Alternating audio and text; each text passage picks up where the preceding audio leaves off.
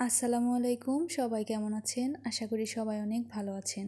সহজ উপায়ে কিভাবে গরুর মাংস রান্না করবেন সেই ভিডিও নিয়েই চলে আসলাম। যেহেতু আমি গ্রামের মেয়ে তাই মাটির চুলায় রান্না করে দেখাবো।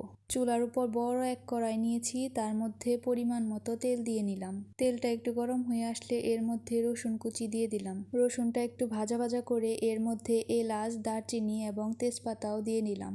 আমি বলতে ভুলে গিয়েছি, আজকে আমি প্রায় 5 কেজির মতো মাংস রান্না করব।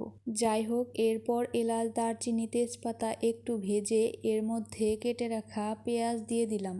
পেঁয়াজগুলোকে ভালোভাবে ভেজে নিতে হবে লালচে লালচে করে। এরপর পরিমাণ মতো লবণও দিয়ে নিলাম। একদিক দিয়ে ভেজে নিচ্ছিলাম আর আমি দেখাচ্ছিলাম চুলার মধ্যে কি সুন্দর আগুন জ্বলছে। এই তো আমার পেঁয়াজ লালচে লালচে করে ভাজা প্রায় শেষ। এরপর আদা বাটা, রসুন বাটা, জিরা বাটা দিয়ে দিলাম। তেলটা একটু কম হয়েছিল, পরে আবার একটু তেলও অ্যাড করে নিয়েছিলাম। আদা বাটা, রসুন বাটা, জিরা একটু ভেজে এর মধ্যে পানি অ্যাড করে দিলাম যাতে লেগে না যায়। এরপর এর মধ্যে হলুদের গুঁড়া, মরিচের গুঁড়া, ধনিয়া গুঁড়া অ্যাড করে নিলাম। এবার মশলাগুলোকে ভালোভাবে কষানোর পালা। মশলা কষানো হয়েছে কখন বুঝবেন? যখন দেখবেন তেলটা উপরে ভেসে উঠছে তখন বুঝে নেবেন মশলা কষানো হয়ে গিয়েছে।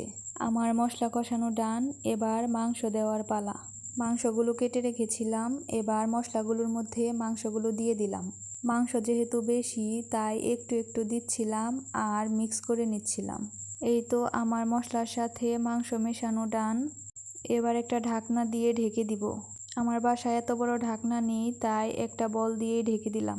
মাংস কষানোর সময় এক্সট্রা কোনো পানি অ্যাড করার দরকার নেই, কারণ মাংস থেকে যতটুকু পানি উঠে ওইটুকু দিয়ে কষানো হয়ে যায়। একটু পর পর ঢাকনা খুলে মাংসগুলোকে নেড়ে দিচ্ছিলাম। দেখুন কষানো মাংসরই কি সুন্দর কালার এসেছে। মাংস কষানো শেষ, এবার একটু টেস্ট করে নিলাম। কষানোর পর এর মধ্যে ঝোল রাখার জন্য পরিমাণ মতো পানিও দিয়ে দিলাম। ফাইনাল লুক আপনাদের দেখাতে পারলাম না, তার জন্য সরি। আজকে এই পর্যন্তই। সবাই ভালো থাকবেন। আল্লাহ হাফেজ। আসসালামু আলাইকুম।